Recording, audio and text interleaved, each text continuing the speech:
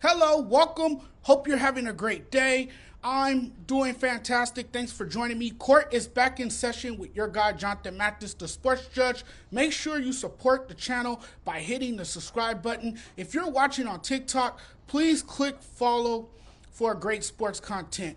Welcome in to Speaking with Judgment. Man, my thoughts on Cleveland losing to Indiana is the Cavs are just not a playoff caliber team, it seems.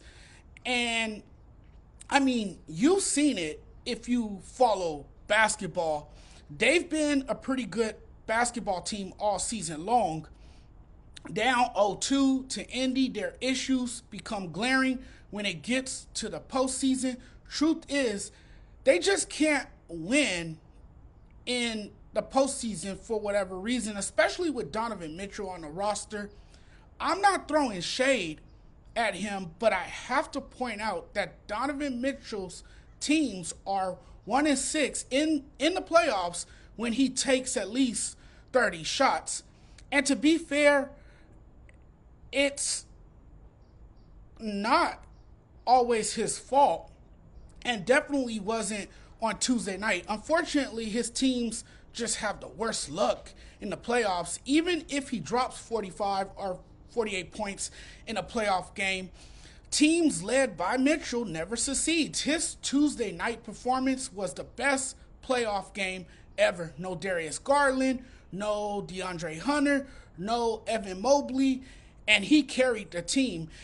And even though he's one of the best playoff risers, it's just never good enough. Friendly reminder for you all, Donovan Mitchell has never won a second round NBA playoff series. We've said this all the time about Donovan Mitchell. One of the most unappreciated players, a leader, humble, but he's not good enough without a strong supporting cast around him. He doesn't get enough love, and this is exactly why. His team is down 0-2. His teams come up short and empty in the postseason, and there have been times he didn't show up. I forget. Sometimes he's a superstar because he has his flaws. He can be inconsistent, but I feel we don't talk enough about him having the ability to elevate his game in the playoffs. And you're like, we've talked about how the Cavs have been nothing short of remarkable. They're the team to beat, and it's a team that can come out of the East, and we see him in the playoffs, and they're down 0-2.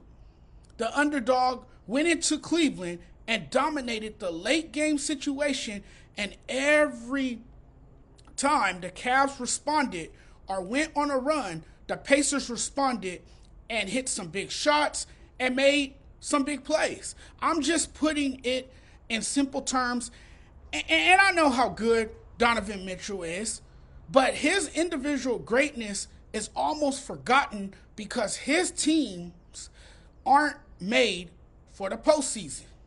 This was Donovan at his best, and his performance goes to waste. The lack of effort that dogged the Cavs over the last 1/3 of the season was back for game one and put them in a hole. It should be noted the Cavs at times are soft mentally. The regular season means nothing when you lose the first two games of the playoff round at home. I know they're missing guys. Most of the team is absent, and without Garland, Mobley, Hunter, and I mean, it's just telling how much the Cavs miss those guys. And so what does it look like that the Cavs got punched in their mouths? Can they respond down 0-2? Can they come back? Can they refocus? Can they rebound? Can they find a way to win a game and at least make it a series and hanging in there? The Cavs have not had to hang in there a lot this season. It's like they've been rolling through people. like it's nothing. And it's a shell shock when you're in a street fight and facing a clutch player in Tyrese Halliburton. It's like, okay, do you remember how to fight? What do they say? Everybody has a plan until they get punched in the mouth. And how does that continue to reveal itself? I remember saying they've won like 13 straight to start their season. And I'm like, it's an 82 game season. Do they have what it takes in the postseason? And the jury will be out on that. And I want to see this team in the postseason. That's what I was saying about the Cleveland Cavaliers. And here we are. A Cleveland team undermanned, shorthanded, and appears to look helpless and hopeless as there's a handful of injuries. The injuries have piled up.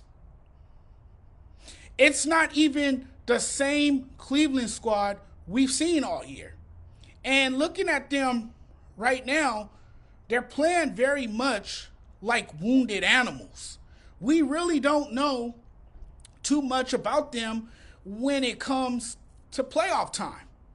And although Donovan Mitchell has looked like this playoff legend, we can't really evaluate this team because they're not at full strength. So we really don't know how it looks and what it could look like, especially when Donovan Mitchell is firing on all cylinders in the playoffs. That's something that can work in the Cavs' favor. There's no question about that, but he can't do it alone. It's not a one-man show, and it's been a one-man show. You got Darius Garland. He's out with turf toe. You got DeAndre Hunter. He's out with a broken thumb. You got Evan Mobley. He's out with a severe ankle injury. They're looking pretty banged up. And the only way they beat a healthy and hungry Pacers team is if Donovan Mitchell plays beast mode. And even that's not good enough to beat this Pacers squad that's done just enough to beat them. Donovan Mitchell once again delivers, but we know when he dominates the ball, it doesn't always benefit his team. When he takes high volume shots, a lot of times, and I know it's strange, but a lot of times his team lose. What happened in game one? He scores 33. He took 30 shots. His team had a 17-point advantage during the first half, but Indiana rallied in the second half, ultimately winning the game to stun the Cavs. Salute to Donovan and the guys who left it all on the court. Can't put it on him. If you watch the Cavs all year, they never operated like this except when over half their starters got hurt. You're down 2 starters, but if I'm Donovan Mitchell, I'm really begging Darius Garland. I'm begging for his help, and I'm asking him to get off that bench. Your team is on the brink of elimination. Dude cashed his checks, and now he's a bench clown. Get out there and play. And now that he's sidelined, you want to sit here and have an excuse for him? And now it's like, okay, how banged up is he? He doesn't seem like he's all in. He looks soft. So you're looking at Garland like, what's wrong?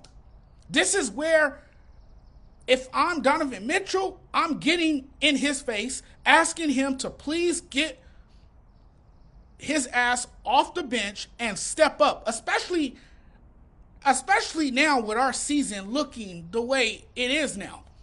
Unbelievable after upsetting the Cavs in game one, the Indiana Pacers, that is.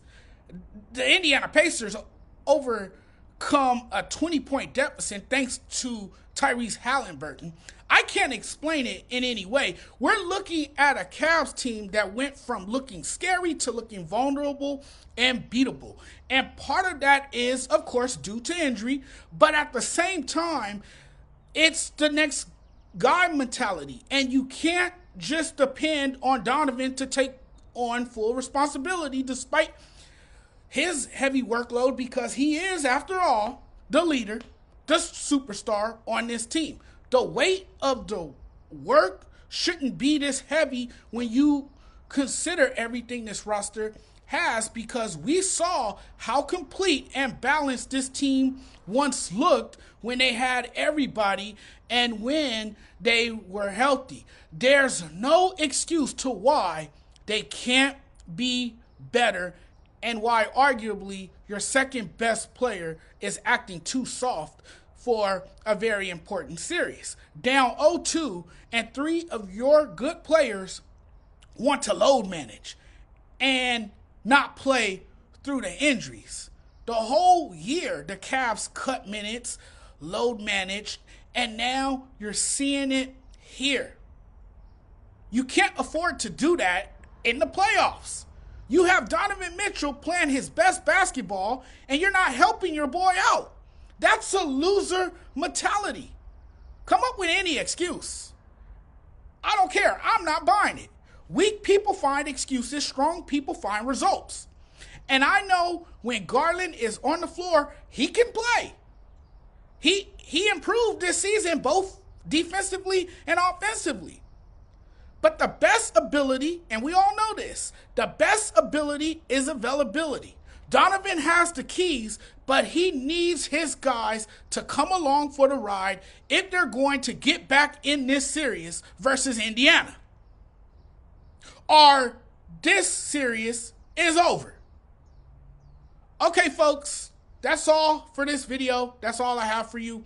Thanks for tuning in. Thank you all. Before I go, please remember to like and subscribe and follow on TikTok. See you again soon. Thanks for watching. As always, love y'all. We'll talk again soon. Have a great day, everyone.